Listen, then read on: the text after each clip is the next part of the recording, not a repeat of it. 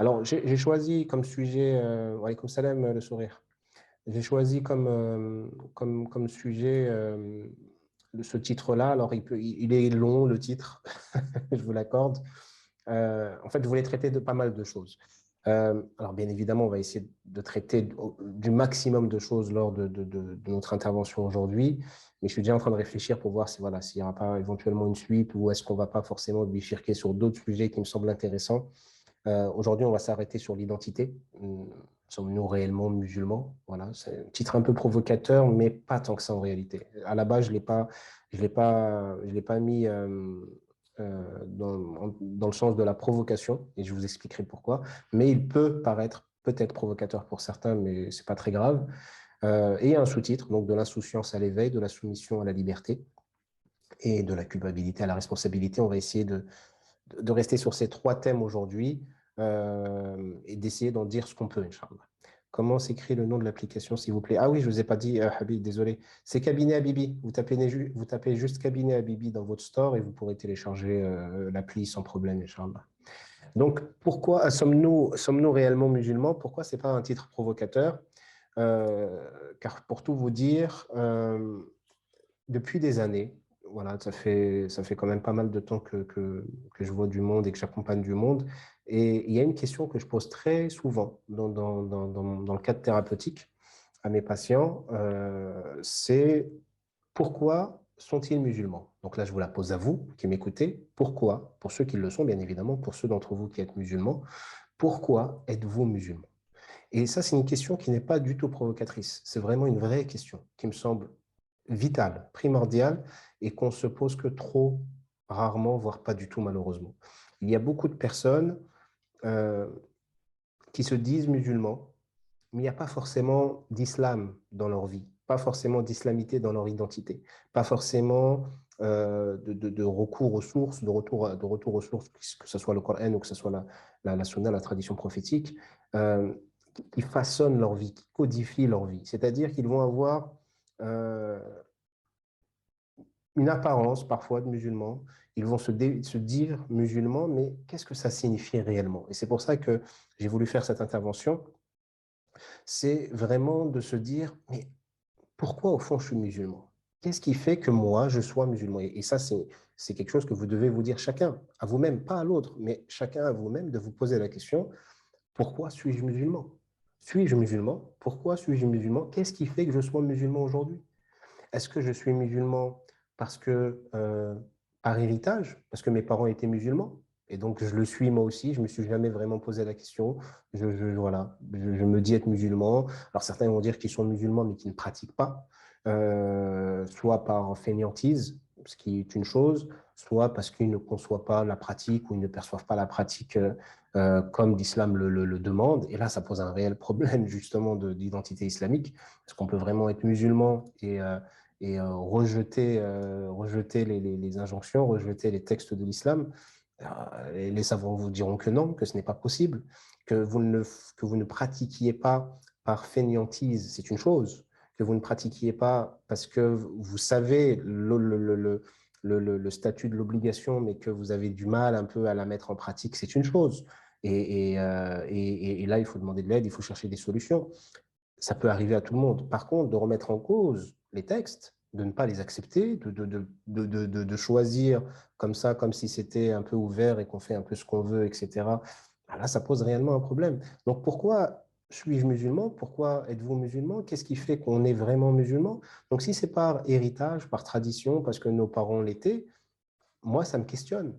Et je vous questionne. C'est-à-dire que si vous êtes dans cette position-là, attention, tout ce que je vais vous dire là n'est pas pour vous culpabiliser ou pour que vous vous sentiez mal, hein. L'intérêt de cet échange, c'est qu'on puisse réfléchir. D'accord? L'objectif, c'est de réfléchir. L'objectif, c'est de réfléchir sur soi, de se remettre éventuellement en question pour pouvoir avancer, pas pour se morfondre ou pour déprimer, pas du tout.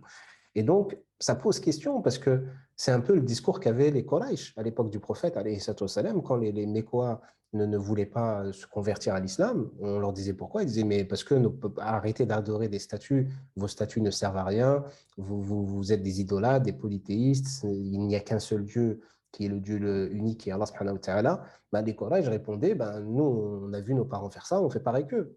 On suit le chemin de nos parents. Donc, si, en tant que musulman, on a le même discours que... Alors, bien évidemment, ce n'est pas le même niveau, parce que les Quraysh étaient polythéistes, et si nos parents sont musulmans, alhamdoulilah, c'est une excellente chose. Mais là où je veux en venir, c'est que si le discours est le même, ça pose question. C'est-à-dire que s'il n'y a pas une réflexion profonde sur son identité, sur son islamité, ça pose question. Donc, pourquoi suis-je musulman? Est-ce que c'est par héritage? Est-ce que c'est par mode? Ça aussi, c'est un autre point, un autre sujet. Vous avez des personnes qui peuvent être musulmans par effet de mode, parce que c'est à la mode. C'est à la mode de se convertir, ou c'est à la mode de revenir à l'islam, ou est-ce que je suis musulman pour plaire à une fille, ou est-ce que je suis musulman pour plaire à un garçon, ou est-ce que je suis musulman parce que dans mon quartier ou dans la société dans laquelle je vis, quel que soit le lieu où je suis, eh ben, c'est plus simple pour moi d'être musulman parce que c'est au niveau sociétal, au niveau de mon quartier plus accepté ou plus simple ou plus facile. Donc, tout ça, c'est des questions qu'il faut se poser. Parce que selon la réponse que vous aurez, ben, votre cheminement va commencer en réalité. Parce que vous allez commencer à vous rendre compte que est-ce que s'il y a une problématique dans ma réponse, eh ben, il faut que j'agisse, il faut que je fasse quelque chose. Et s'il n'y a pas de problématique dans ma réponse, alors, alhamdulillah, et là, je continue de toute façon le cheminement dans lequel je suis déjà. Est-ce que je suis musulman par choix? Est-ce que j'ai choisi d'être musulman? Est-ce que j'ai fait une recherche? C'est-à-dire, est-ce que je me suis interrogé? Est-ce que j'ai vécu un processus de recherche de vérité avec des doutes peut-être, et où j'ai cherché Dieu et je l'ai trouvé, que je sois né musulman et je suis revenu à l'islam, ou est-ce que je suis né dans une famille non musulmane et puis j'ai cherché la vérité et je suis rentré dans l'islam? Ce retour, que ce soit en étant dans une famille musulmane ou non, c'est un retour qui découle d'une recherche. Et donc ça, là, ça devient intéressant. Si mon cheminement spirituel il est à ce niveau-là et que je le conçois et que j'arrive à le concevoir, pardon, et que j'arrive à m'en rendre compte, c'est déjà intéressant. Mais si je ne sais pas pourquoi je suis musulman et je ne sais pas qu'est-ce qui fait ou je ne me suis jamais posé la question, c'est pas grave. Mais maintenant, il faut que je me pose la question. Donc, que j'ai 20 ans, 15 ans, 35 ans, 70 ans et que je ne me suis jamais posé la question, OK, maintenant, là, tout de suite, il faut que je me pose la question et que je m'arrête quelques instants. Et ça peut me prendre quelques jours de réflexion. Ce n'est pas un problème de prendre du temps de réfléchir. Mais donc, la réponse rapide que beaucoup de gens vous diront, c'est bah, je suis musulman parce que Dieu m'a guidé. OK, très bien. Allah subhanahu wa ta'ala, bien évidemment qu'il guide qui il veut et qu'il égare qui il veut. Mais il dit aussi qu'il guidera tous ceux qui le demanderont. Est-ce que vous l'avez demandé? Est-ce que vous avez fait vraiment une recherche ou est-ce que vous vous êtes interrogé ou tout simplement, est-ce que quand on rentre dans l'islam, pour un converti, c'est assez simple, c'est-à-dire que quelqu'un qui n'est pas dans l'islam et qui rentre dans l'islam, on va le faire entrer dans l'islam par l'attestation de foi. OK, il va rentrer par l'attestation de foi, puis on va lui expliquer qu'est-ce que l'islam et les obligations, puis il va apprendre progressivement. Mais quelqu'un qui est né dans une famille musulmane, voilà, une famille musulmane, non pratiquante. Déjà, ça va être compliqué pour lui parce qu'il va se dire, bah, j'ai un islam culturel, mais j'ai pas vraiment une identité forte islamique, j'ai pas forcément une éducation musulmane. OK, dans ce cas-là, qu'est-ce que je fais maintenant? Quel que soit l'âge que j'ai, qu'est-ce que je fais maintenant à partir de maintenant? Et si je suis né dans une famille pratiquante, on m'a appris à prier, à faire mes ablutions, à donner la zakat, etc. Magnifique, on m'a donné toutes les bases nécessaires. Mais quel est mon niveau de réflexion par rapport à ce qu'on m'a donné? Je prie depuis que j'ai tel âge parce que mon père m'a tout appris ou ma mère m'a tout appris. C'est excellent. Mais à quel moment je me suis arrêté et je me suis dit, mais qui est-ce que je prie réellement? Est-ce que je prie réellement parce que j'ai envie de le prier? Ou est-ce que je prie parce que c'est une habitude chez moi et que mon père m'a appris ou que ma mère m'a appris et que voilà, c'est resté normal et que je le fais de manière automatique?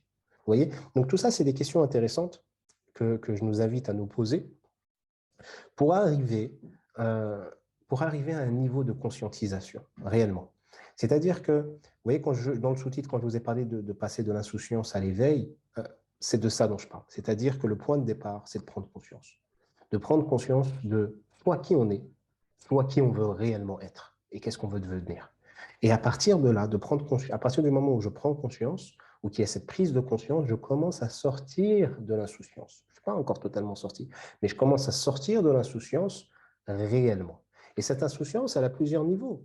C'est-à-dire que vous avez l'insouciance totale où la personne, elle dort complètement, elle dort debout. Et là, les savants vont parler d'un cœur qui est, et même d'après certaines traditions, vont parler d'un cœur qui est endormi ou un cœur qui est mort. C'est-à-dire que la personne, elle marche parmi les vivants, mais elle n'est pas vivante. Elle est parmi les humains, mais il n'y a rien qui se passe. Pourquoi? Parce qu'il n'y a pas de conscientisation. La personne est dans une insouciance totale.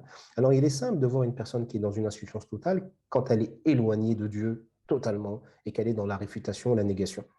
Mais c'est un peu plus compliqué de se rendre compte d'une forme d'insouciance qu'on a, même en étant musulman, même en pratiquant, même en jeûnant, même en priant. Parfois, on peut être à un niveau de foi un peu plus important, un peu plus élevé qu'une grande partie de la population, et pourtant être dans une forme encore d'insouciance. Donc, la prise de conscience, vous voyez qu'elle ne se fait pas juste au moment où vous rentrez dans l'islam, ou que vous revenez à l'islam, ou que vous prenez conscience de votre islamité. Elle se fait sur plusieurs niveaux et elle prend du temps. C'est-à-dire que le niveau, pour ceux par exemple qui sont pratiquants depuis des années, le niveau dans lequel ils sont aujourd'hui n'est pas le même qu'ils avaient au début ou qu'ils avaient au milieu de chemin. Donc vous voyez qu'il y a une évolution et le niveau de foi va augmenter, va diminuer, mais l'idéal et ce qu'on recherche, c'est qu'il puisse augmenter en continu, même s'il va y avoir des diminutions, mais au moins que la prise de conscience, que cette manifestation de ce qu'on recherche réellement se fasse soit la plus importante possible. Donc cette prise de conscience pour sortir de l'insouciance, elle est importante. Au point de départ, et c'est assez simple à comprendre, mais là où c'est plus subtil, c'est qu'elle se fait parfois en continu jusqu'à ce qu'on en sorte totalement. Et je souhaite à tous qu'on puisse en sortir totalement. Mais même en étant très pratiquant, on peut être dans une forme d'insouciance. Une forme d'insouciance qui nous fait oublier la prière. Une forme d'insouciance qui fait que pendant la prière, on n'est pas du tout concentré et qu'on ne sait même plus si on est à la deuxième, troisième, quatrième unité de la prière de Doha. Et quand vous voyez que ça se répète tous les jours, ben au bout d'un moment, faut se poser une question. Il ne faut pas se dire, je suis nul, je suis un mauvais musulman, ça ne sert à rien que je prie, ma prière n'a aucune valeur, de toute façon, je suis toujours à l'ouest et je suis toujours ailleurs, etc.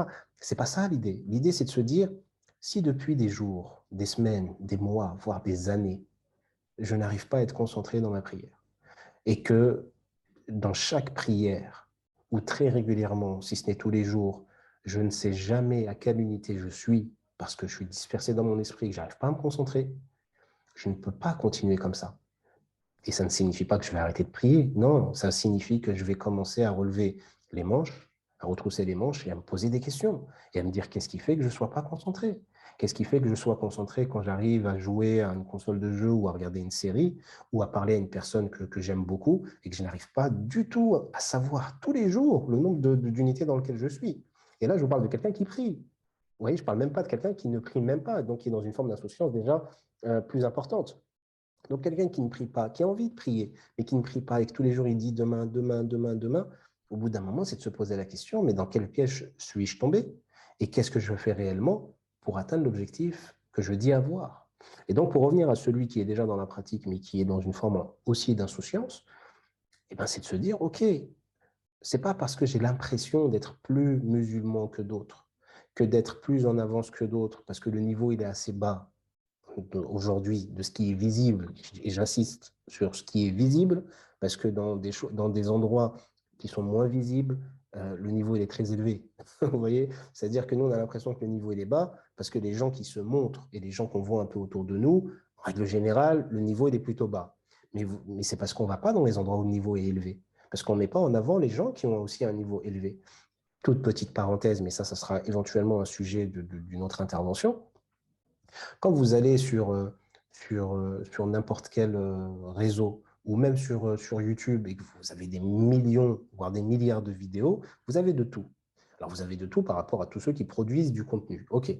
Mais si on restreint les choses, on met de côté les clips musicaux, on met de côté les jeux vidéo, on met de côté les chats qui font des trucs bizarres, on met tout ça de côté et qu'on se concentre sur le contenu religieux, d'accord, ou sérieux, un minimum sérieux ou religieux. Quand vous regardez ce contenu-là, bah, vous remarquerez qu'il y a certaines personnes qui sont plus visibles que d'autres. OK. Jusque-là, ce n'est pas forcément un souci. Mais dans les personnes qui sont plus visibles que d'autres, qu'est-ce qui est produit comme contenu?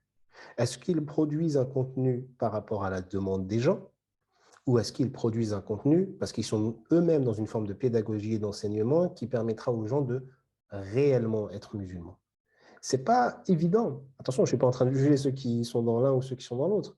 Ce que je suis en train de dire, c'est que vous avez parfois des vidéos qui font des millions de vues et des fois des très bonnes vidéos, et tant mieux. Et c'est plutôt rare que ce soit des excellentes vidéos. En général, ce n'est pas forcément des bonnes vidéos qui font des millions de vues. Et de l'autre côté, vous avez des hommes et des femmes qui vont avoir un contenu exceptionnel et qui vont faire 15, 20, 30, 100 vues. Et là, ça pose question. Alors, vous allez me dire, oui, peut-être que leur marketing, leur visuel, leur vignette, la vidéo, elle est trop longue, je ne sais pas quoi. Mais la question qui se pose, c'est que si c'est ça, si c'est le packaging qui fait que je consomme, alors je consomme et je suis dans la consommation. Et si je suis dans la consommation même de contenu sérieux et religieux, je suis à côté de la plaque. Et ça, c'est important de l'entendre. Si même dans du contenu religieux, je suis dans la consommation, alors je ne suis pas dans la conscientisation. Est-ce que vous percevez un peu la nuance qu'il y a entre les deux? La consommation, c'est un problème. Je ferai éventuellement une intervention sur la consommation de manière générale et même sur l'imagerie, sur l'image, de manière globale et voilà, des produits, etc., et de la consommation qu'on a en général. On y reviendra dessus, comme ça je ne digresse pas trop aujourd'hui. Mais c'est un problème. Si je suis dans la consommation dans le contenu religieux, c'est un vrai problème. Dans du contenu religieux ou non religieux, mais un contenu sérieux qui m'aide à apprendre des choses, qui m'aide à améliorer ma vie, qui m'aide à cheminer correctement, que ça soit spirituel ou non, mais que c'est du sérieux, alors je ne serai pas dans la consommation. Sinon, je suis dans la consommation. Et si je suis dans la consommation de produits religieux comme je suis dans la consommation de divertissements audiovisuels comme de Netflix ou autres, il y a un vrai problème. Donc, si je ne regarde pas certaines conférences ou certaines interventions de frères et de sœurs parce que ça a dépassé les 30 minutes et que j'ai besoin, moi, d'écouter un truc de 30 secondes, alors je ne vais pas cheminer très loin. Parce que dans le cheminement spirituel, il y a de l'effort à faire.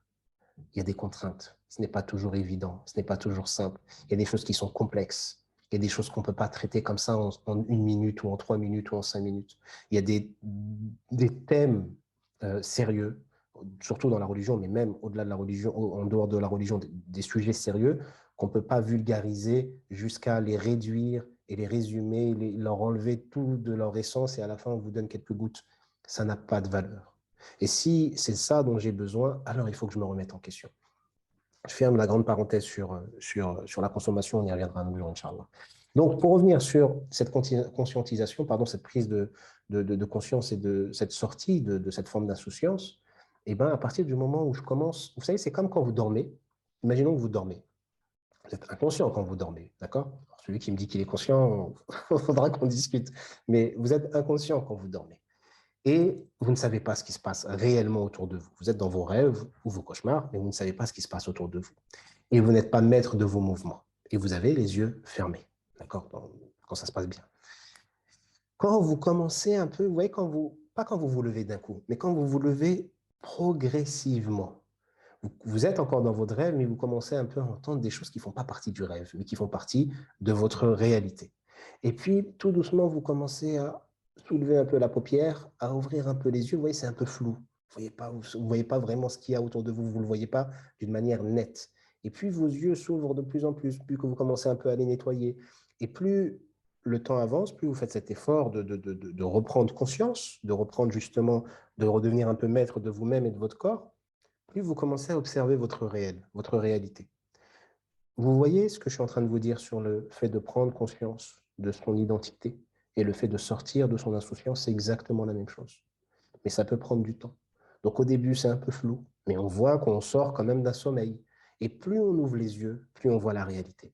Plus on voit la réalité, plus on se dit, mais comment j'ai fait pour dormir aussi longtemps?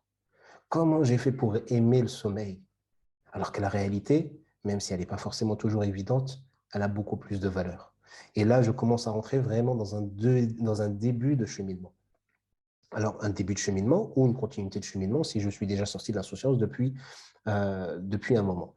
Et puis, quand je rentre donc dans ce début de cheminement et quand je prends conscience de mon islamité, que je suis musulman ou musulmane pour les femmes, et donc là, je m'adresse bien évidemment aux musulmans d'entre vous. Ceux qui ne sont pas musulmans, vous pouvez très bien entendre le discours et y réfléchir, mais ça va être plus compliqué de le concevoir totalement. Mais ceux d'entre vous qui sont musulmans et qui ont fait tout ce processus que je viens de citer, ou qui vont le faire, Inch'Allah Ta'ala, pour ceux qui ne l'ont pas fait. Arrivera donc un moment où quand vous allez commencer à débuter votre cheminement, et donc vous allez commencer à prendre un peu conscience des choses, vous allez commencer à vous rendre compte de certaines choses. OK. Mais là, il y a un truc qui va se passer. C'est que vous allez prendre conscience, et vous devez prendre conscience de ça. C'est très, très, très important. Sinon, ça va être bancal, voire problématique. Vous allez prendre conscience que l'islam va régir votre vie. Tout est codifié. Il n'y a rien qui a été laissé de côté. Dans nos sources, que ce soit le Coran, qui est la parole d'Allah subhanahu wa ta'ala, que ce soit la tradition prophétique, qui est donc ce qu'on appelle la sunna, donc toutes les paroles et les actes du prophète qu'on sait authentiques, que ce soit dans les avis des savants qui ont étudié ces textes-là pour nous les expliquer, on a parlé de tout. Alors, le temps change, les cultures peuvent être différentes, l'époque peut être différente, mais les fondements ne bougent pas, ce sont toujours les mêmes. Et dans l'islam, on vous apprend à avoir un mode de vie. Vous ne pouvez pas faire ce que vous voulez tout le temps ou dans tous les domaines. Ce n'est pas possible. Et d'ailleurs, d'un point de vue même philosophique, faire ce que vous voulez, c'est certainement pas être libre. Faire ce que vous voulez, c'est être soumis à quelque chose d'autre. C'est être soumis à vos passions ou être soumis à l'influence des autres. Mais vous ne pouvez pas faire ce que vous voulez dans la religion. Ce n'est pas possible. Donc, je sais qu'aujourd'hui, on entend plein de choses et qu'il y a plein de modes et que les gens commencent, parce qu'ils ont lu un ou deux bouquins, ben, se disent ben, je peux réfléchir par moi-même. La réflexion et la raison, moi, je trouve ça super. Mais il faut rester quand même à sa place. C'est-à-dire, ce n'est pas parce que je suis en capacité de réfléchir et de raisonner que je vais commencer à modifier des choses qui sont en place depuis très longtemps et qui ont été codifiées de manière claire et nette. Donc, je ne peux pas faire ce que je veux. Je ne peux plus faire ce que je veux. Et tant mieux, ce n'est pas parce que je ne peux plus faire ce que je veux que c'est un problème. L'analogie que je pourrais vous proposer, c'est l'analogie de l'enfance et de l'âge adulte. Il peut nous arriver, en tant qu'adulte ou que jeune adulte, pour ceux qui sont dans l'adolescence ou qui sortent de l'adolescence, de réfléchir et de dire, mais en fait, quand j'étais en maternelle, quand j'étais en maternelle, c'était génial. Quand j'étais enfant ou bébé, c'était magnifique. Je m'occupais de rien. Je n'avais aucune responsabilité. Tout le monde s'occupait de moi. On me donnait de l'amour. On me donnait à manger. On me nettoyait. On me lavait. On me faisait dormir. J'allais à la maternelle, on me faisait des siestes. Puis on avait un goûter. Et la vie, elle était magnifique et merveilleuse. Aucun souci. Ça, c'est dans la plupart des cas quand ça se passe bien. Parce que vous avez des personnes, même en enfance, ils ont des soucis malheureusement quand ils sont dans des familles très problématiques et dysfonctionnelles. Mais de manière globale, on ne va pas rentrer dans ceux qui ont dans les sujets où il y a des problématiques. On va rester pour l'exemple, dans un schéma assez classique où ça se passe plutôt bien. Et bien, à l'âge adulte, on peut se dire, mais en fait, mon enfance, j'aimerais y retourner, en fait. Parce que là, être adulte, c'est dur. Il faut que je paye un loyer, il faut que j'aille travailler, il faut que je supporte des gens que je n'ai pas envie de supporter. Être marié, c'est compliqué. Supporter des choses, c'est compliqué. Faire face aux cris des enfants, c'est compliqué. Courir partout, c'est compliqué. L'insatisfaction, les impôts, ceci, c'est compliqué. Et on sature et on en a marre. Et on peut donc avoir ce réflexe de se dire c'était mieux quand on était enfant. Mais non, c'était pas mieux quand on était enfant. Quand on était enfant, c'était génial. C'est génial d'être un enfant. Et c'est pour ça que si vous faites face à des enfants, permettez-leur de vivre une superbe vie, au moins déjà en tant qu'enfant. Mais ce n'est pas parce que c'était génial quand on était enfant ou d'être enfant que c'est meilleur que d'être adulte. C'est 1000 fois mieux d'être adulte que d'être enfant. Et là, vous allez me dire, non mais attends, mais être adulte, c'est pas simple. Oui, c'est pas simple. Mais au moins, vous êtes conscient. Vous pouvez raisonner. En étant enfant, vous n'avez pas accès à la raison. Vous ne pouvez pas discerner le bien du mal. Vous ne pouvez pas réfléchir comme à l'âge adulte. Alors oui, il y a un prix à payer. Oui, il y a des contraintes. Mais ce n'est pas parce qu'il y a des contraintes qu'il n'y a pas d'avantages. Et c'est surtout parce qu'il y a des avantages qu'il y a des contraintes. Mais les avantages sont supérieurs aux contraintes. Donc si vous voyez les contraintes à un niveau très élevé, c'est que vous ne voyez pas les avantages qui sont à un niveau supérieur. C'est extraordinaire que de pouvoir raisonner et de pouvoir discerner les choses. Et ça, c'est un don qu'Allah nous a fait. C'est extraordinaire d'être responsable. C'est dur, très dur, mais c'est extraordinaire. Et un enfant n'est pas responsable.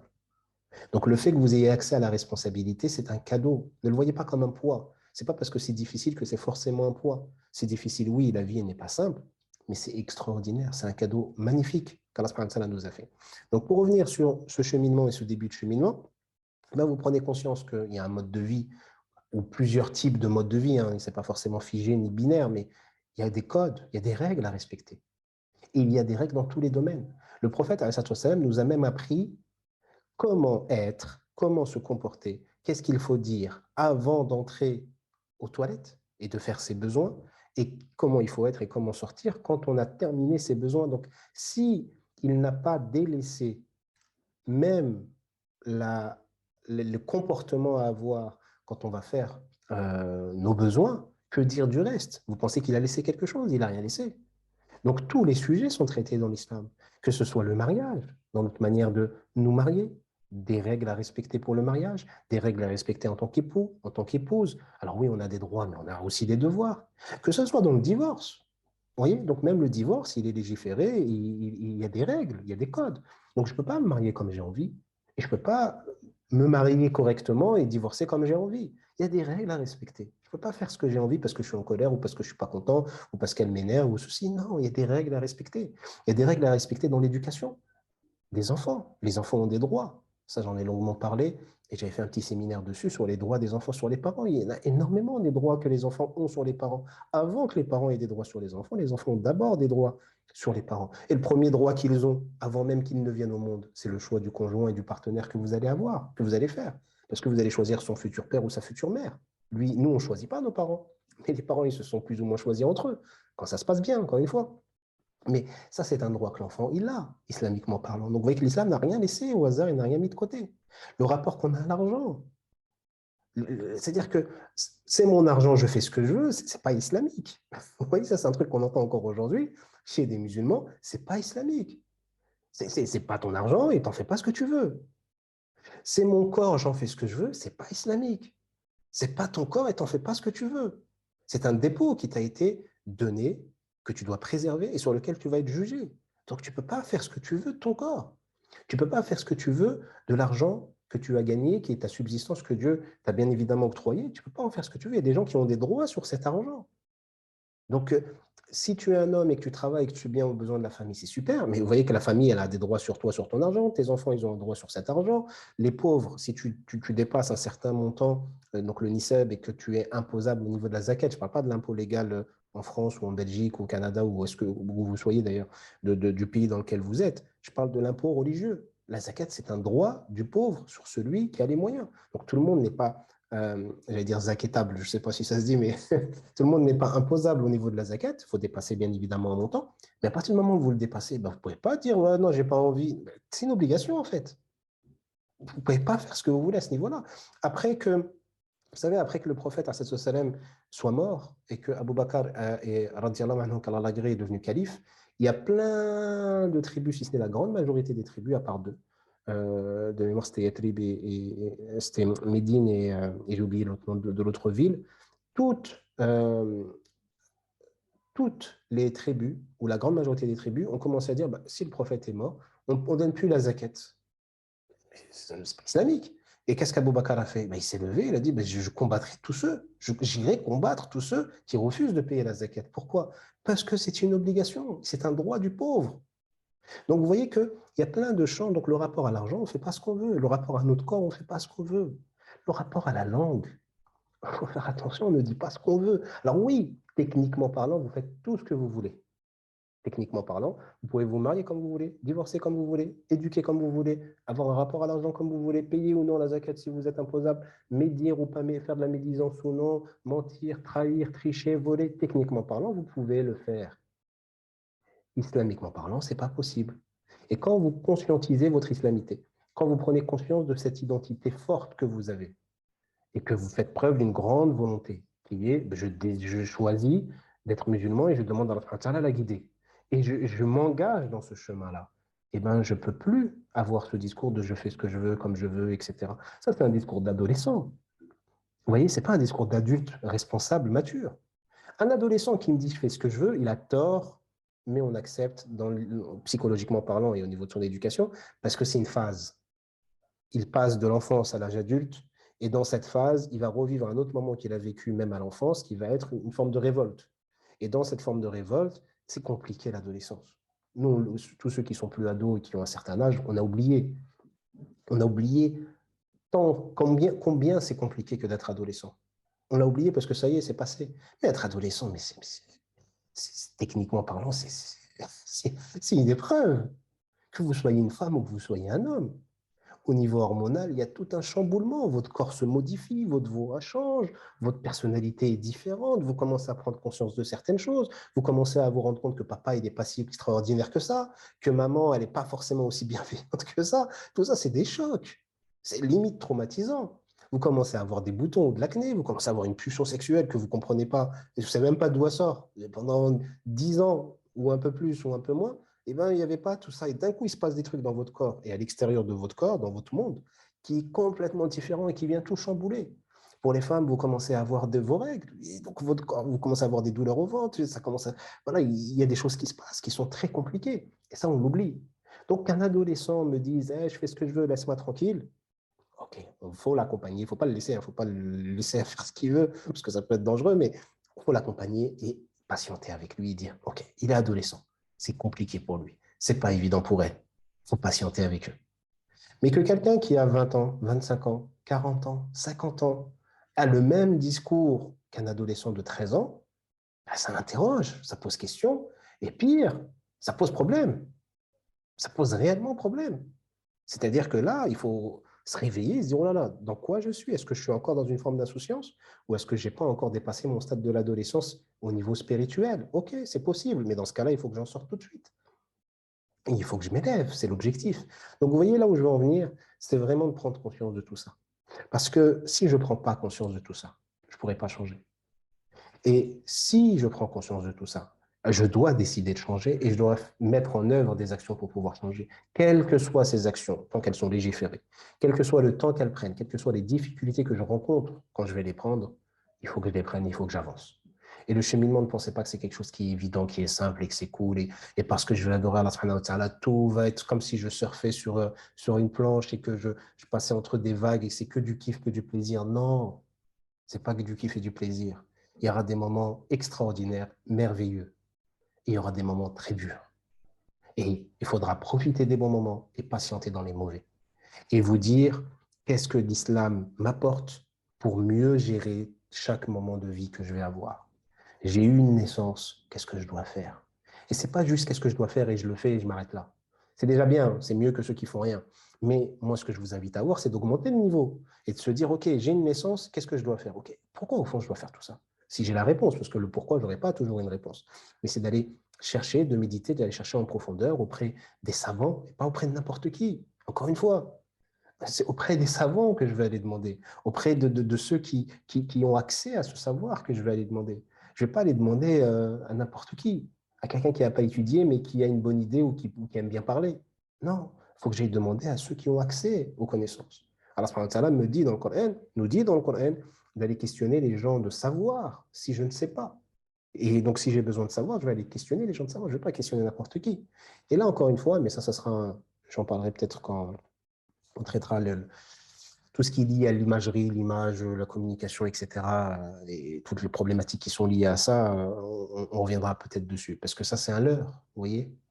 Autant que certains utilisent le marketing ou la communication, il n'y a aucun problème et je trouve ça même très bien. Mais que ça soit que ça qui détermine ce qu'ils proposent et qu'on se fasse avoir parce que c'est une belle image, parce qu'il y a une belle photo, parce qu'il parle bien, il y a un problème, là encore une fois. Parce que parfois, c'est pas si profond que ça, ou ça va pas très loin, ou même des fois, c'est des grosses erreurs. Donc, j'ai une naissance, qu'est-ce que je fais? Et si je peux savoir pourquoi, de comprendre le sens un peu, c'est bien. Je vais en pèlerinage, faire une umrah ou un hajj, ok, je vais apprendre à faire ce qu'il faut, parce que c'est une obligation, d'apprendre à faire ce qu'il faut en termes d'acte d'adoration quand je vais le faire. Et il faut que je me pose la question de, ok, c'est quoi le sens? D'où ça vient? Plus vous irez chercher, si c'est accessible, plus ça sera profond et plus vous vivrez la chose d'une manière très riche et là, vous commencerez réellement à évoluer et augmenter et votre vie, ça sera plus la même. Parce que si vous faites en sorte que ce soit ce qu'Allah a légiféré qui va dicter votre vie, en sachant que ce qu'il a légiféré, c'est la meilleure des choses pour nous, forcément, votre vie ne sera pas la même. Forcément, vous ne vivrez pas les mêmes choses, ou même si vous vivez les mêmes choses, vous ne les vivrez certainement pas de la même manière. Donc l'objectif dans tout ça, en réalité, c'est de devenir libre, de devenir le plus libre possible. Et là, encore une fois, quand je vais vous parler de liberté, et c'est pour ça que dans le sous-titre, je vous avais parlé de la soumission à la liberté, ce qui peut prêter à confusion. L'objectif, c'est qu'on soumet à Allah. Donc, quand tu me parles de liberté, en sachant qu'on est soumis, non. Quoi qu'il arrive, en tant qu'humain, on est tous, qu'on le veuille ou non, aliénés, qu'on le veuille ou non, de notre naissance jusqu'à notre mort, on sera soumis. On sera soumis à quelque chose, qu'on le veuille ou non. D'ailleurs, c'est un des rares sujets sur lesquels tous les philosophes sont d'accord. Tous les philosophes, ils s'embrouillent entre eux, ils se disputent entre eux, ils ne sont pas d'accord sur plein de sujets, chacun va amener des choses différentes, ils vont débattre. Le seul sujet un des rares sujets sur lesquels ils sont tous d'accord, c'est la soumission. En gros, la liberté absolue n'existe pas. La liberté absolue n'existe pas. Donc l'objectif, c'est quoi? C'est de prendre conscience qu'on est tous aliénés. Donc on est tous soumis à quelque chose ou à des choses. L'islam, qu'est-ce qu'elle nous invite à prendre conscience? Elle nous invite à prendre conscience qu'il y a plein de formes de soumission différentes. Mais qu'en nous soumettant à Allah subhanahu wa ta'ala, on a potentiellement de quoi nous libérer de tout le reste. Donc se soumettre à Dieu, c'est se libérer potentiellement, parce que ce n'est pas automatique. Vous avez des gens qui disent être soumis à Dieu, mais qui ne sont pas réellement soumis à Dieu. Et vous les voyez être soumis à plein d'autres choses. Ça peut être soumis à l'argent. L'argent, il a plus d'importance que leur religion. Ou l'argent a plus d'importance que ce que Dieu a dit. Ou Dieu, ce qu'il dit, c'est super important jusqu'à ce que ça ne touche pas à leur portefeuille. Et là, ah non, mais en fait, non. Mais comment ça, non? Tu disais que c'était le plus important et que c'était Dieu l'unique et que sa parole était vérité. Oui, oui, oui, oui. Mais ben là, c'est la même chose. C'est juste qu'à un moment donné, quand ça touche le portefeuille, les gens ont une réaction différente. Si c'est le cas, ben, ça veut dire que mon rapport à l'argent, il y a un problème dedans. Et ça veut dire que peut-être que l'argent est un peu plus important que Dieu. Parce que Dieu est plus important que tout le reste tant que ça ne touche pas à mon argent. Et donc là, il faut que je me remette en cause. Vous avez certaines personnes, ils vont être soumis ou aliénés à un pouvoir ou à des formes de pouvoir ou à certaines tentations. Ça peut être les femmes pour les hommes ou les hommes pour les femmes ou pour d'autres. Ça peut être le fait d'amasser du matériel et des biens matériels, etc. Et ça peut être ça leur aliénation. Et ils ne se rendent pas compte que, ou alors les divertissements. Vous aimez un sport, vous regardez du foot, ok, on va dire ok, pourquoi pas. Mais si votre match de foot, il vous empêche de faire votre prière, que c'est l'heure de la prière et que vous la délaissez, parce que vous ne voulez pas rater l'action, parce que vous ne voulez pas rater la fin de la mi-temps, ou si votre match de foot, il vous empêche de vous occuper de votre enfant qui est en train de pleurer et qui a besoin de vous parce qu'il a besoin de se nourrir, eh bien là, il y a un problème. C'est que le match de foot, il est plus important que tout le reste, tout simplement. Et ça fait penser à il y avait un jour Ibn al-Qayyim Jawziyya, un homme qui l'a questionné sur attendez que je me souvienne. Oui, voilà. C'est un bel exemple. Un homme est venu voir le prophète, est venu voir Ibn al-Qayyim Jawziyya, rahimahullah. Ibn al-Qayyim, bon, pour ceux qui ne le connaissent pas, un grand savant musulman, et il lui a dit, ya Cheikh, voilà, moi j'ai un problème. J'ai un peu l'exemple que je vous ai cité en début d'intervention. J'ai un problème, j'arrive pas à être concentré dans la prière. Pendant la salat, je pense à tout, sauf à la salat, sauf à Dieu. Et donc je pense à plein d'autres choses. Donne-moi un remède. Voilà ma maladie. S'il te plaît, donne-moi un remède, cher. Et le cher lui a donné une réponse qui, moi, la première fois que je l'ai lu, cette réponse, je l'ai trouvée un peu dure. Quand je l'ai trouvée un peu, pas choquante, mais je me suis dit, ouais, le cher, il a été un peu trop dur. Mais en réalité, il a été extrêmement pédagogue avec cette personne. Regardez ce qu'il lui répond. Il lui dit, c'est très simple. Ça signifie que la chose à laquelle tu penses pendant ta prière est pour toi, consciemment ou inconsciemment, plus importante et plus grande que Dieu. Vous voyez que c'est quelqu'un qui vous dit ça, vous dites oh, oh déjà vous vis-à-vis de vous-même, vous dites ah ouais purée, si c'est vrai, je suis dans la galère. Et vous pouvez même ne même pas arriver à ce niveau-là. Et vous direz t'es qui pour me parler comme ça ou pour dire ça. Et donc il lui dit ça. Et l'élève était un peu choqué. Il lui dit comment ça cher, comment je comprends pas. Ben non, Allah subhanahu wa ta'ala, c'est le plus grand. Et pour moi je vous le dis, cher, c'est le plus grand. Vous me dites ça, c'est pas vrai. Il lui dit c'est. Il lui dit si pardon. Il lui dit comment ça. Et là le cheikh lui dit comment tu rentres dans ta prière. Il lui dit comment ça? Il lui dit quand tu rentres dans ta salat, par quoi tu commences? Il lui dit je commence par takbiratul ihram, le fait de faire le grand takbir. Le grand takbir c'est quoi? C'est de dire Allahu Akbar. Et donc vous voyez qu'on rentre dans la salat en disant Allahu Akbar. Dieu est le plus grand. Il lui dit donc si tu rentres dans ta prière en disant que Dieu est le plus grand, mais qu'après avoir dit ça, il y a autre chose qui attire ton attention et sur lequel tu vas t'investir mentalement, c'est que cette chose-là est plus grande que celui que tu viens de citer pour toi. Et en fait, ce qui s'est passé, c'est que ça l'a choqué. Et en le choquant, ça l'a aidé à être encore plus concentré dans sa prière. Pourquoi? Parce qu'il lui a donné deux leçons, ou il lui a donné une technique et une leçon. La technique, c'est qu'à chaque fois qu'il va sortir au niveau de ses pensées et s'évader et aller ailleurs, il va se rappeler de ce qu'il lui a dit, il va lui dire non, non, non, non, j'accepte pas que ces choses-là soient pour moi plus grandes que Dieu, parce que Dieu est plus grand que tout, hop, et ça va l'aider à revenir. Et ça va l'aider donc à se reconcentrer s'il se déconcentre. Et l'enseignement qu'il lui a donné, c'est quoi?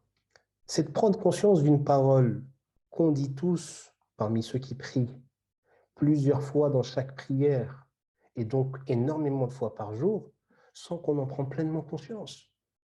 Quand on rentre dans la prière, on atteste que Dieu est le plus grand. Donc si c'est lui le plus grand, il faut que je sois encore concentré, que je reste concentré avec lui. Et ce qui est magnifique, c'est que vous voyez que dans chaque mouvement de la prière, d'accord, sauf quand vous sortez de l'inclinaison, mais dans tous les autres mouvements de la prière, c'est comme s'il y avait ce rappel. Allahu Akbar. Ah oui, Allahu Akbar. Comme un retour, comme un rappel, pour que si je m'évade, je revienne à l'essentiel. Et si je ne me suis pas évadé, ça me permet de ne pas, justement, de ne pas m'évader. Donc vous voyez que là, on a un enseignement, une parole d'un savant qui peut paraître dure, qui peut paraître choquante ou tout ce que vous voulez, mais qui est un enseignement, il est en train de l'éduquer, il lui a donné une solution extraordinaire et qui peut nous être utile pour nous tous. À partir de maintenant, de se dire, bah oui, en fait, c'est vrai que quand je dis Allah Akbar, je suis en train de dire quelque chose de puissant.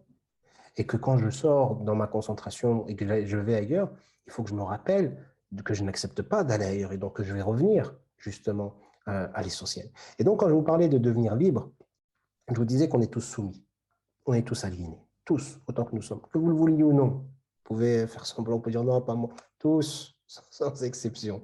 Mais que l'islam nous invite à nous libérer justement de toutes ces chaînes. Parce que plus je me soumets à Allah subhanahu wa ta'ala, le maître des mondes, et plus je peux me libérer de l'argent, du pouvoir, des femmes, des hommes, du reste du monde, de l'apparence, du matériel. Potentiellement, c'est pas magique, encore une fois, il y a tout un travail à faire. Et d'ailleurs, ce travail, vous le voyez même dans des formes de psychothérapie. Parce que dans certaines formes de psychothérapie, même la psychanalyse, hein, qui est assez décriée, on critique, etc., parce qu'il y a un problème par rapport au rapport aux religieux, l'objectif caché de la psychothérapie et notamment de la psychanalyse, c'est ce qu'ils appellent le processus de subjectivation. Alors, qu'est-ce que c'est le processus de subjectivation? C'est tout le processus qui peut prendre des années à mettre en place pour être le plus sujet possible. Le plus sujet possible, ça veut dire quoi? Être le plus libre possible, c'est de prendre conscience de ces aliénations et d'essayer de s'en dépêtre et de s'en débarrasser au maximum. Il va en rester, mais c'est d'essayer de s'en débarrasser, de se débarrasser du maximum d'aliénations qu'on peut avoir. Et c'est ce qu'on retrouve dans la spiritualité en réalité. Sauf que dans la spiritualité, c'est réellement, potentiellement, vous libérer. Alors, c'est un niveau extraordinaire et très élevé, je vous l'accorde. Mais l'objectif, c'est au moins d'avoir l'intention de l'atteindre ce niveau. Vous voyez, l'objectif, c'est d'avoir l'objectif.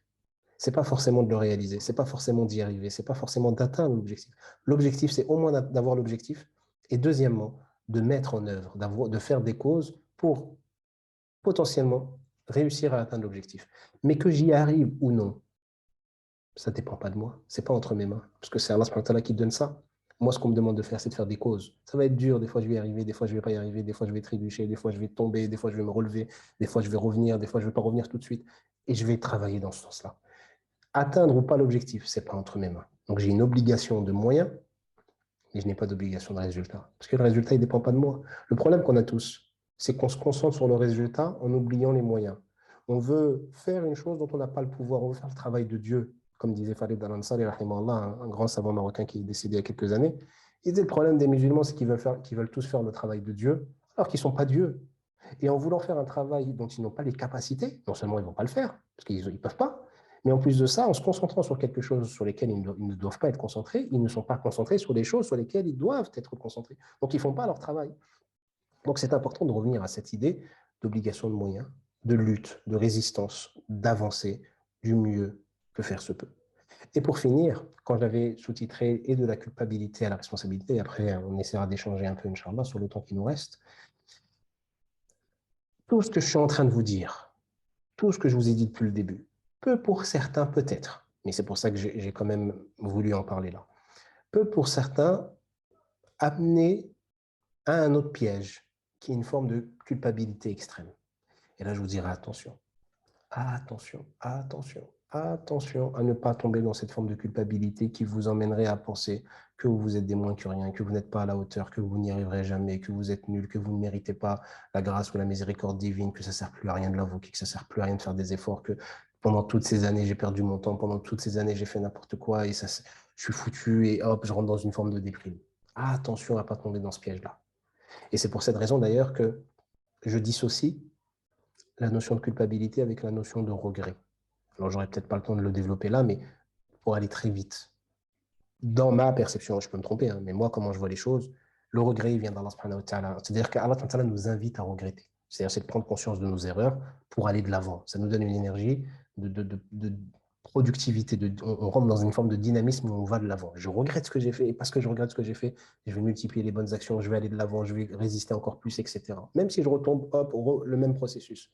Et donc, le regret, pourquoi Dieu le conditionne pour moi dans le repentir, c'est pour pouvoir justement aller de l'avant, ne pas baisser les bras. Alors que la culpabilité, c'est un piège diabolique. Parce que quand vous allez culpabiliser, qu'est-ce qui va se passer? Vous allez juste ruminer sur le passé. Ah, voilà ce qui s'est passé, voilà comment j'ai mal agi, j'aurais dû faire comme ça, pourquoi j'ai pas fait ça, pourquoi. Et en fait, plus vous ruminez, plus vous restez bloqué dans le passé, dans la boucle du passé. Mais en fait, tout est en mouvement, tout avance autour de vous. Mais vous, vous êtes encore bloqué dans le passé. Et les choses continuent à avancer, mais vous, vous êtes encore bloqué dans le passé jusqu'à la fin. Et là, on tombe dans un piège. Non seulement on n'est pas productif, deuxièmement, on n'est pas dans une énergie de reconstruction, d'amélioration ou de correction, et troisièmement, ça va amener d'autres troubles, d'autres maux, même psychiques. Je peux tomber malade mentalement à force d'être dans la culpabilité. Vous savez que même dans la psychologie, quand on est face à un patient qui est dans une forme de culpabilité, on va l'aider à en sortir. Pourquoi? Parce que c'est dangereux. Donc, dans la spiritualité, c'est la même chose. Alors attention, prendre conscience de sa responsabilité, c'est différent que d'être dans la culpabilité. D'accord? Donc, quand je parle de culpabilité à éviter, c'est ce piège que je viens de vous décrire. Mais si j'ai fait une mauvaise action, si j'ai commis un crime, si j'ai fait une mauvaise chose et que je suis coupable, je suis coupable. Mais la différence, ça va être, parce que je suis coupable, je dois assumer ma responsabilité. Je vais me responsabiliser, aller corriger ce que j'ai mal fait, aller compenser ce qui manque ou que j'ai pris, aller mieux agir ou multiplier les bonnes actions pour justement que sur la balance, eh ben, ça contrebalance par rapport au mal ou aux mauvaises choses que j'ai pu faire. Et là, je deviens responsable. Et c'est un des objectifs aussi qu'on doit avoir. Donc, sortir de cette insouciance dans laquelle on peut être, même quand on a l'impression d'être dans un niveau très avancé, on peut être dans une forme d'insouciance. Donc, sortir le plus possible de cette insouciance et d'entrer dans une forme d'éveil réel. Prendre conscience que dans ce processus, l'objectif, c'est de se libérer le plus possible en se soumettant le mieux possible à Allah subhanahu wa ta'ala, et donc potentiellement d'avoir les moyens de se libérer de tout le reste et d'éviter de tomber dans la culpabilité pour véritablement se responsabiliser, faire face aux responsabilités qui sont les nôtres parmi celles qui sont les nôtres. N'allez pas commencer à porter un poids qui n'est pas le vôtre. N'allez pas commencer à prendre des responsabilités qui ne sont pas les vôtres et que vous ne pourrez pas assumer, qui vont vous écraser. Concentrez-vous sur ce que vous devez faire et essayez de le faire de la meilleure manière possible. Wallahu a'la wa a'lam. Et Allah subhanahu wa ta'ala est plus savant. Je m'arrête là sur l'intervention et là, je vais vous donner un peu d'espace pour que vous puissiez, qu'on puisse échanger si vous le souhaitez. Inch'Allah, on a encore un peu de temps. Alors,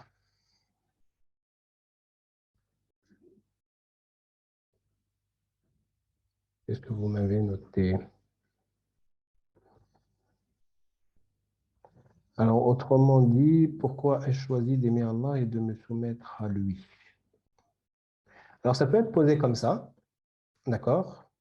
Comme ça peut être, est-ce que vous aimez vraiment Allah et est-ce que vous êtes vraiment soumis à lui? Vous voyez, si on est un peu plus, si on pousse un peu plus la chose.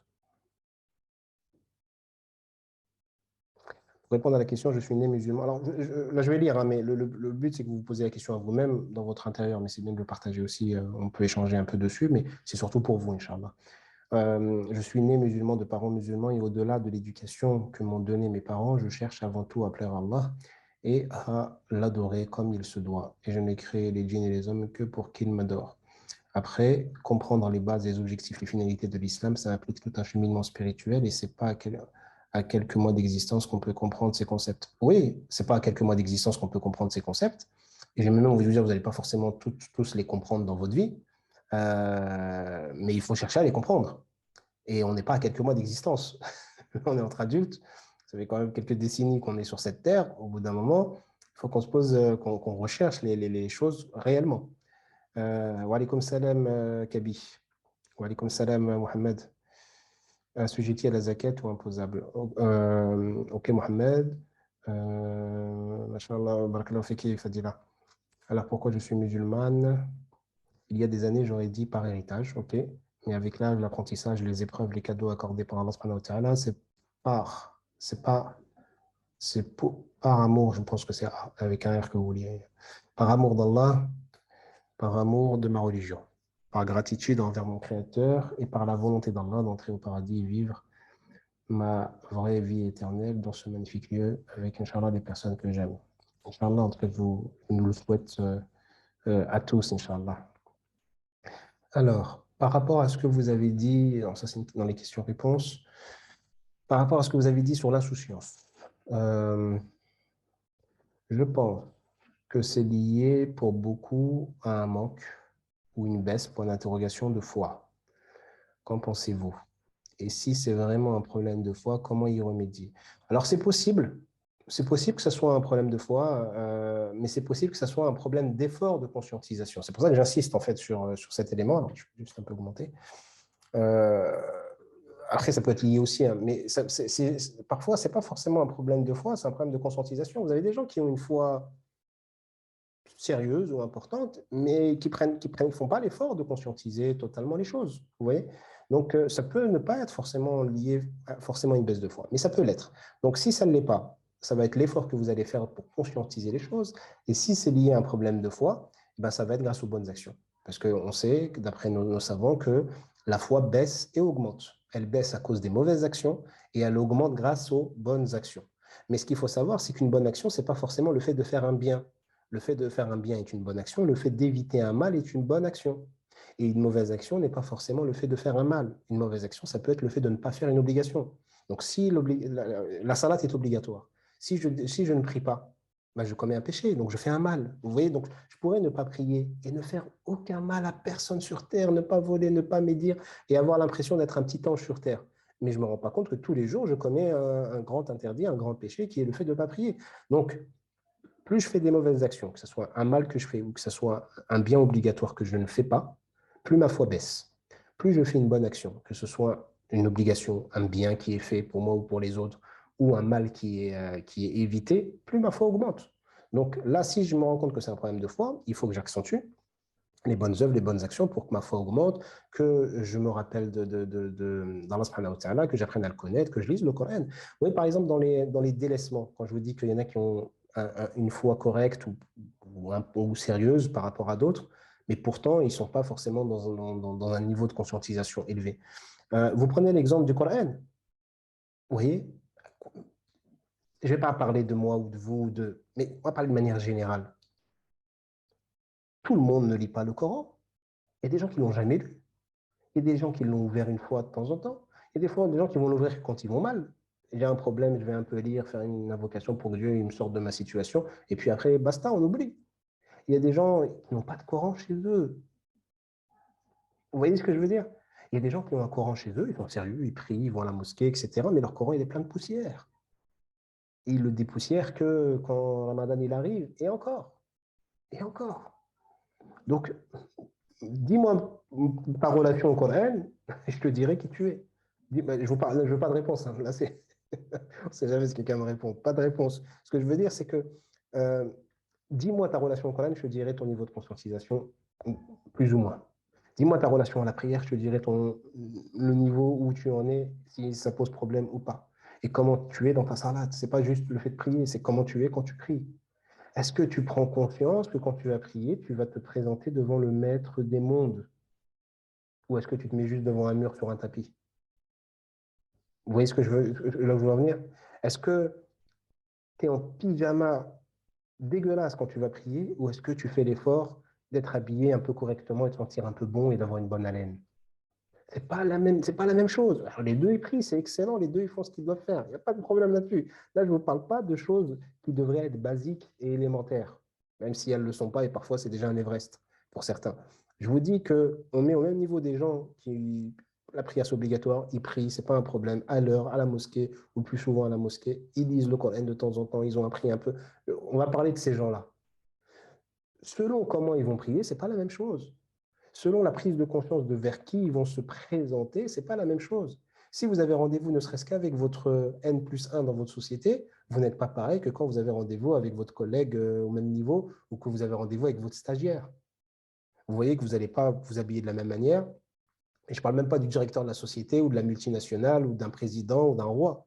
Vous n'allez pas vous présenter de la même manière, vous n'allez pas vous habiller de la même manière, vous n'allez pas vous comporter de la même manière, vous n'allez pas imaginer vous projeter sur le rendez-vous de la même manière, vous n'allez pas fantasmer le rendez-vous de la même manière, vous n'allez pas stresser sur le rendez-vous de la même manière.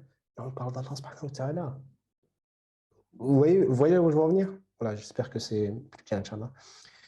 Ali, je vous écoute depuis 30 minutes, mais je pense qu'une autre question fondamentale mérite d'être posée. Nous savons pour la plupart, il y en a plein des questions fondamentales qui méritent d'être posées. Nous savons pour la plupart qu'être musulman, c'est adorer Allah et l'adorer passe par sa connaissance. Oui, effectivement. Le connaître, c'est l'aimer. L'aimer, c'est accepter son ordre et ses interdits et donc se soumettre à lui. Comment passer de sa connaissance à la soumission? En fait, ça se fait automatiquement. Plus vous allez le connaître, plus vous allez l'adorer. Vous l'avez dit vous-même en plus dans la phrase. Ça se fait automatiquement. Et donc, ça passe par le fait d'apprendre à le connaître par ses noms et ses attributs. Ça passe par le fait de l'apprendre à le connaître par sa parole, qui est le Coran.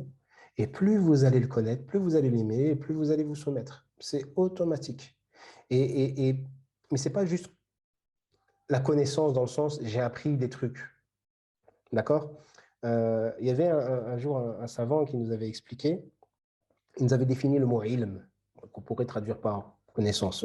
La traduction n'est pas excellente, mais bon, vous m'avez compris.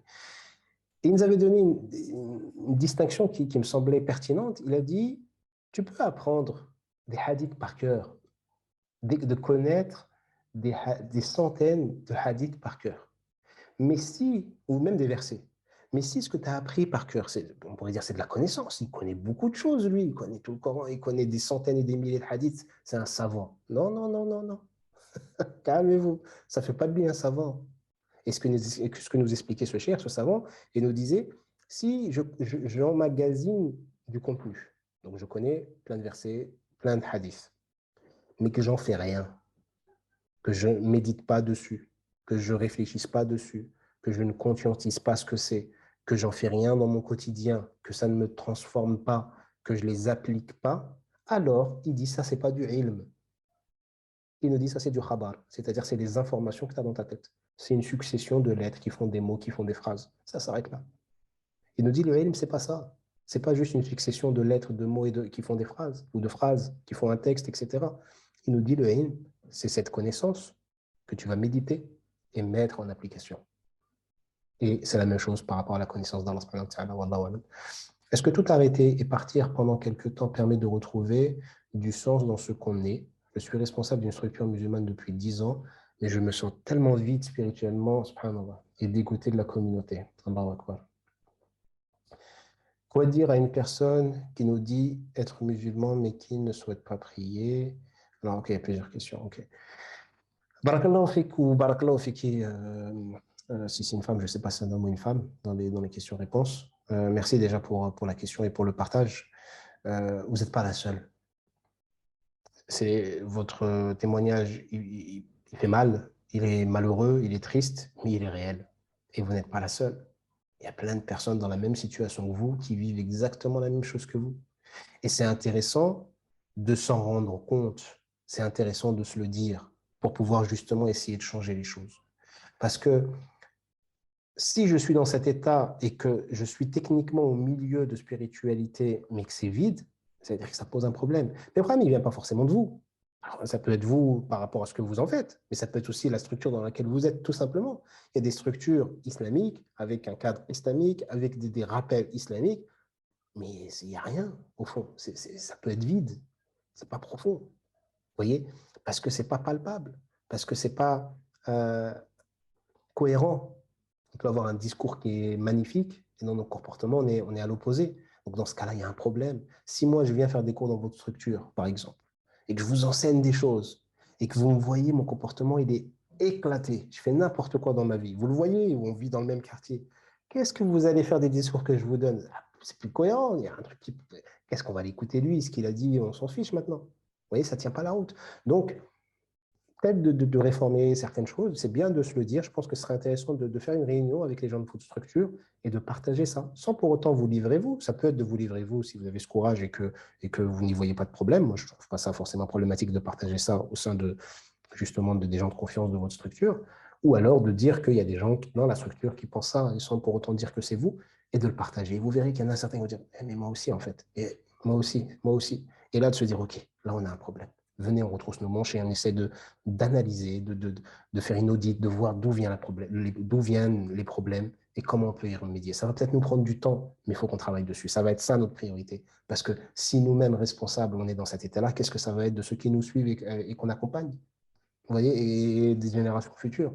Donc, je pense que ça serait quelque chose d'intéressant à faire, c'est de faire une réunion avec les gens de votre structure et d'essayer de voir, d'analyser les problématiques et d'y remédier. Maintenant, est-ce que tout arrêter et partir pendant quelques temps permet de retrouver du sens dans ce qu'on est? Ça dépend des situations. Je ne peux pas vous répondre comme ça en vous disant oui ou non. Ça dépend de plein de situations. Ça dépend qu'est-ce que ça va avoir comme conséquence de partir. Est-ce que vous mettez tout le monde en galère?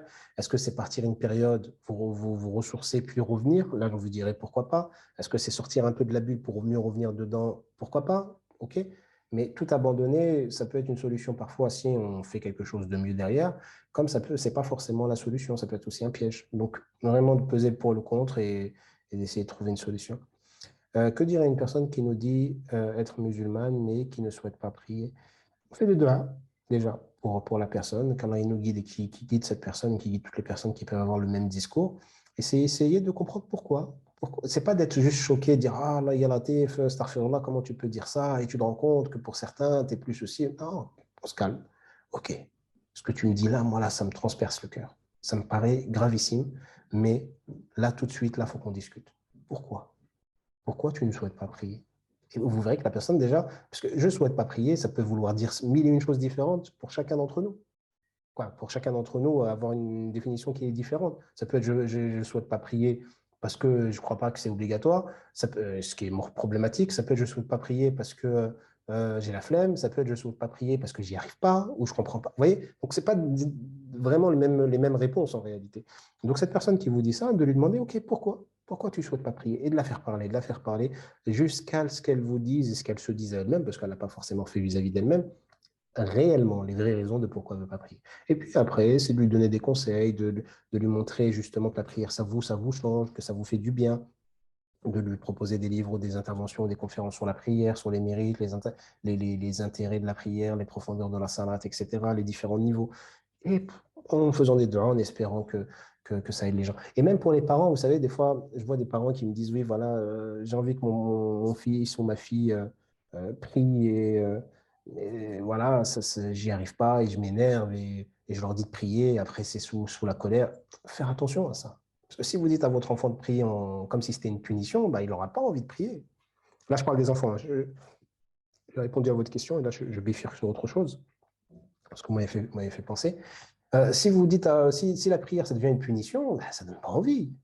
Et l'enfant, il va le faire parce qu'il a peur de vous et après, il va être dégoûté de la prière. Moi, j'ai rencontré des frères et quelques sœurs, mais surtout des frères euh, qui connaissent le Coran par cœur, qui ont appris le Coran dans des instituts, dans des écoles, et qui sont dégoûtés qu'ils n'arrivent plus à ouvrir un Coran parce que la manière dont on leur a appris, elle était catastrophique.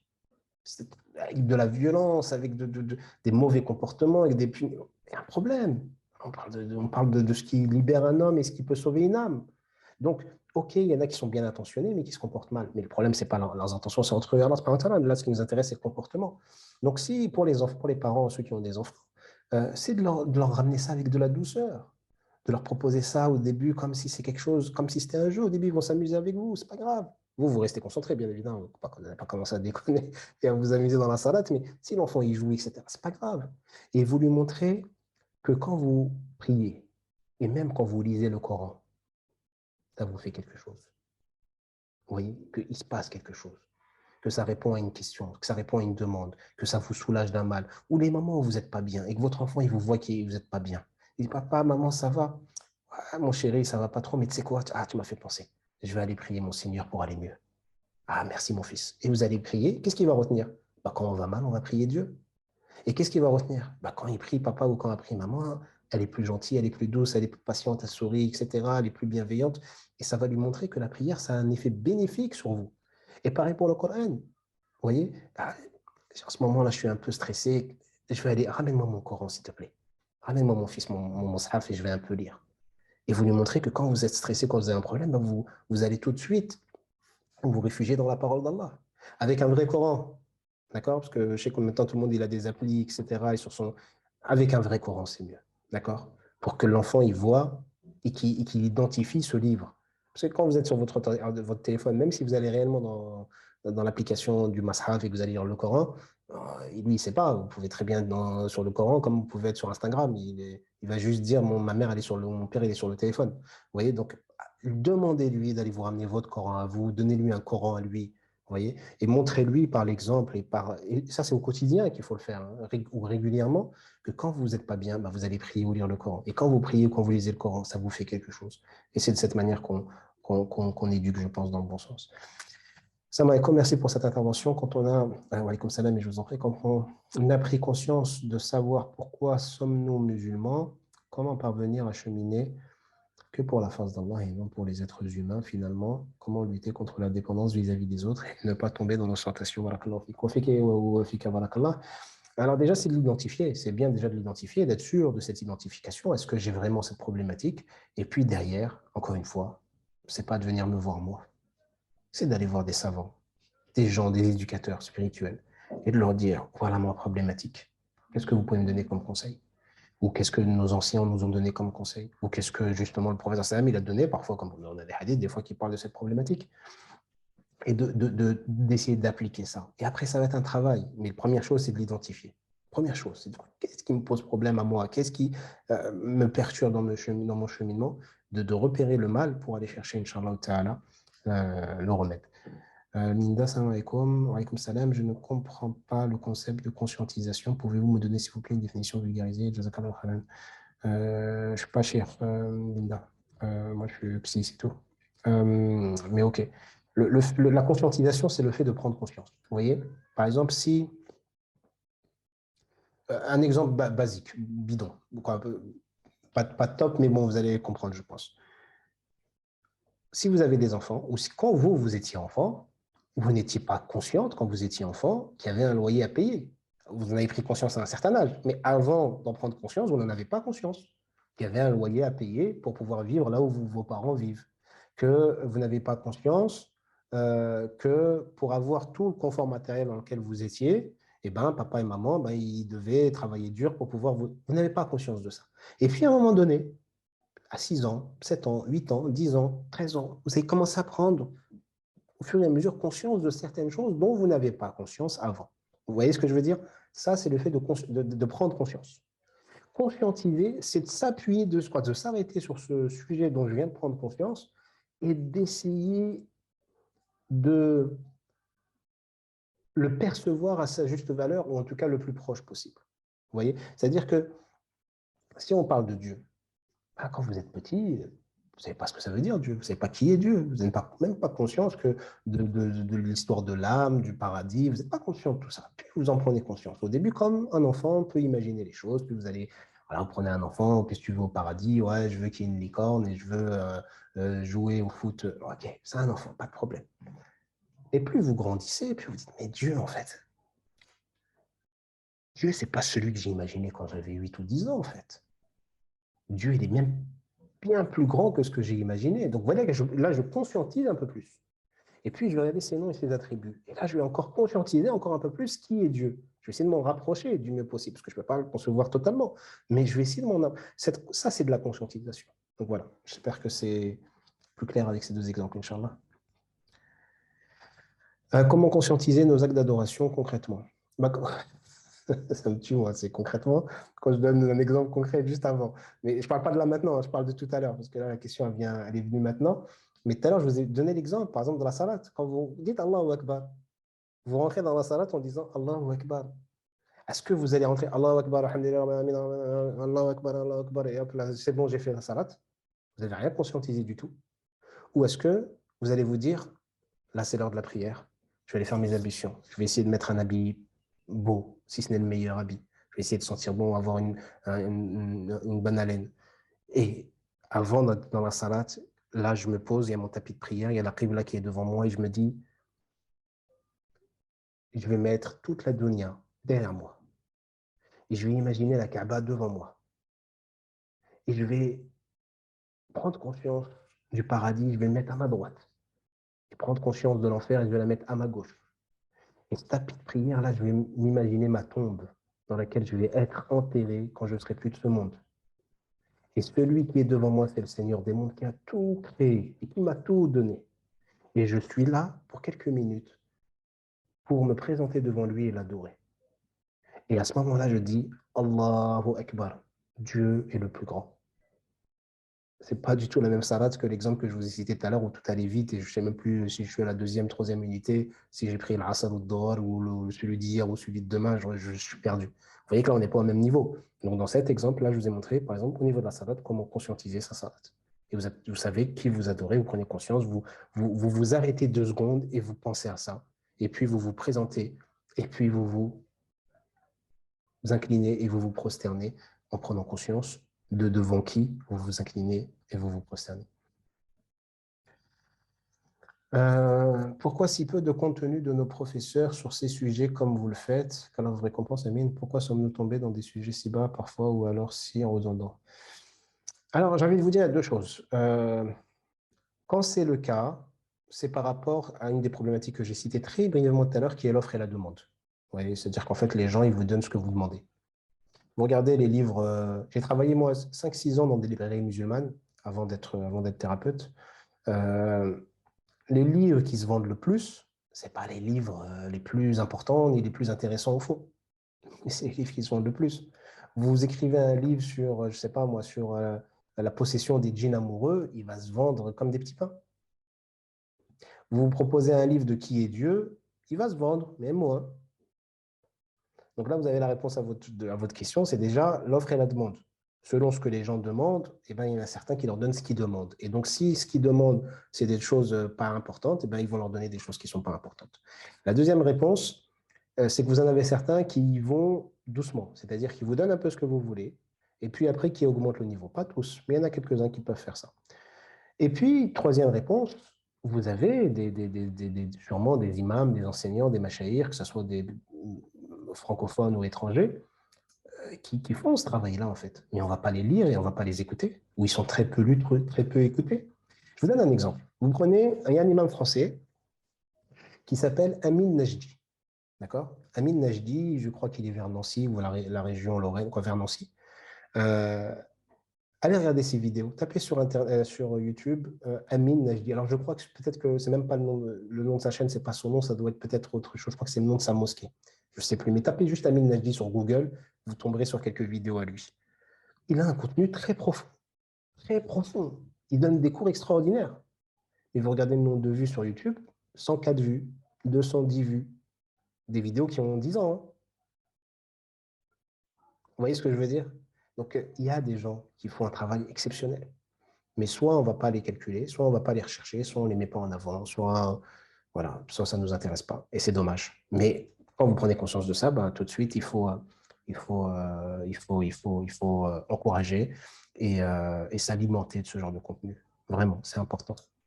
Vous en avez d'autres, hein, je vous ai cité lui, ce qui me vient en tête, parce que j'en parlais il n'y a pas longtemps avec mon épouse. Mais il n'y a pas que lui, il y en a sûrement d'autres.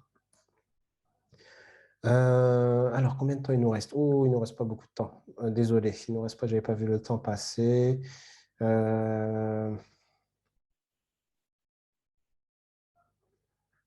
Ok, donc là, je vois quelqu'un qui vient de parler de ce que je viens de dire, justement.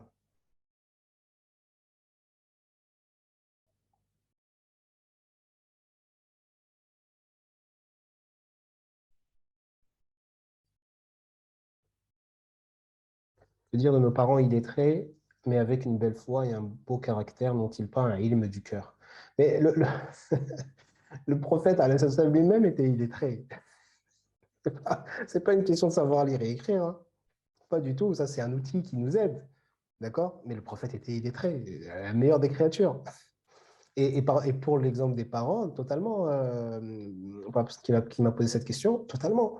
Vous avez des parents, je prends l'exemple de ma mère, qu'Allah la préserve, elle ne connaît pas grand-chose au niveau de la religion. Elle n'a pas des connaissances, elle n'a pas étudié, etc.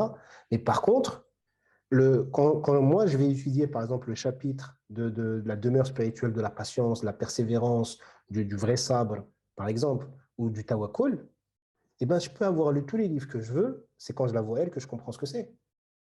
Vous voyez, donc je peux lire des chapitres et des chapitres, c'est pas aussi explicite que ce qu'elle fait au quotidien ou dans son comportement. Donc vous avez des parents, c'est des écoles. C'est des écoles, réellement. Quand vous les côtoyez, ce sont des écoles dont il faut tirer le plus de bénéfices possible, Inch'Allah. Euh,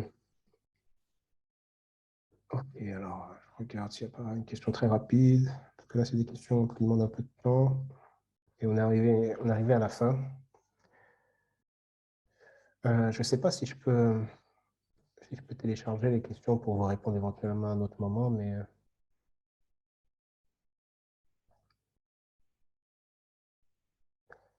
alors un peu hors sujet, mais est-il possible d'être rajouté dans le groupe des cheminements, s'il vous plaît? Je vous avais dit l'inverse par mail.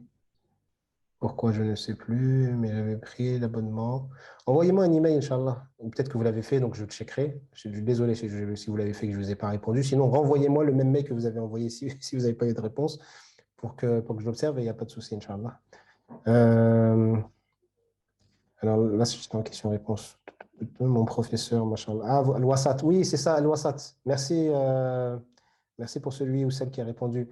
Je crois que la chaîne, elle s'appelle Al-Wasat. A-L-W-A-2-S-A-T pour le cheikh Amin Najdi. Un excellent travail hein, qu'il fait depuis des années. Et donc, vous pourrez, je pense, tirer bénéfice. OK. On va s'arrêter là, Inch'Allah, pour aujourd'hui, parce qu'il y a encore beaucoup de questions et j'aurai pas le temps de développer malheureusement sur. J'ai essayé de faire au mieux, Inch'Allah. J'aurai pas le temps de développer sur toutes vos questions, mais on se reverra. Que ce soit sur ce sujet-là qu'on développera peut-être un peu plus, peut-être je reviendrai sur le processus de subjectivation, on en dira un peu plus au niveau de la psychologie et éventuellement au niveau de la spiritualité. Il y a un autre sujet que j'aimerais traiter, comme je vous ai parlé, c'est l'imagerie un peu publicitaire et l'imagerie de l'image de soi, etc. Ça aussi, j'en ferai une conférence, je pense, dans quelques temps. Dans tous les cas, comme je vous l'ai dit, pour ceux qui sont arrivés en retard, euh, en fait, avant, comment ça se passait? Il y avait le groupe des cheminants qui étaient abonnés et on se faisait un live toutes les semaines. Que ça soit souvent, c'était des questions ouvertes, en fait, questions-réponses, et parfois, c'était un sujet qu'on prenait. J'ai décidé de changer la donne, de changer un peu les règles. À partir de maintenant, les lives ou les conférences vont être ouverts, Inch'Allah, à tout le monde pour le moment. Donc, vous pouvez tous venir, que vous soyez abonné ou non. Il n'y a pas d'obligation de s'abonner. Vous êtes les bienvenus. Et vous avez maintenant sur le site un espace qui s'appelle Vidéothèque, où vous avez accès à pas mal de vidéos. Et je rajouterai d'ailleurs des lives des cheminants qu'on avait fait l'année dernière, que je rajouterai dans cet espace-là. Il est totalement gratuit. Et vous pouvez d'ailleurs télécharger l'application Cabinet Habibi. Donc, Cabinet Habibi sur iOS ou sur Android. Vous aurez accès à la vidéothèque et vous aurez accès aussi à des notifications pour les prochains lives ou les prochaines conférences. Et notamment, s'il y a des créneaux parfois qui se libèrent pour les rendez-vous, vous recevrez une notif. En ce qui concerne les abonnements ou l'accès aux formations, parce que là, c'est plus disponible, je suis en train de rechanger, j'avais changé de plateforme il y a quelques mois et je suis en train de rechanger de plateforme parce qu'il y a des trucs qui ne me plaisaient pas. Ça va être prochainement disponible, Inch'Allah. Donc, j'espère dans quelques jours, mais je ne vous garantis rien parce que ça peut prendre parfois un peu plus de temps. Il y aura une nouvelle plateforme et vous pourrez, pour ceux qui veulent s'abonner, ça sera 9,99 € pour avoir accès à toutes les formations, Inch'Allah ta'ala. Donc, on va changer un peu les choses parce que pour les gens qui sont pas, qui sont dans des situations un peu plus difficiles, qui n'ont pas forcément les moyens de payer ce qui était demandé avant, même si je facilitais hein, pour ceux qui le désiraient, là, par manque de temps, je ne pourrais pas traiter voilà, les demandes de chacun. J'ai voulu rendre la chose accessible pour tous. Mais en tout cas, pour ceux qui sont intéressés pour accéder à toutes les formations, ça sera disponible prochainement. Et pour ceux qui veulent regarder les différents contenus qui sont et l'application qui est gratuite, c'est Cabinet Habibi sur les différentes plateformes, les différents stores, ou sur le site, c'est l'espace vidéothèque, Inch'Allah. Euh, donc voilà, Barakallahu fikum, qu'Allah vous préserve. Et je vous dis à bientôt, Inch'Allah, s'il plaît à Dieu. N'oubliez pas dans vos invocations, si vous y pensez, qu'Allah accepte de nous, toutes nos œuvres, Inch'Allah, nous tous, qu'il accepte de nous tous nos jeûnes, nos prières, nos lectures, et qu'il nous facilite pour profiter au maximum de cette fin de Ramadan. Qu'Allah vous préserve tous et je vous dis à bientôt. Salam alaikum wa rahmatullahi wa barakatuh.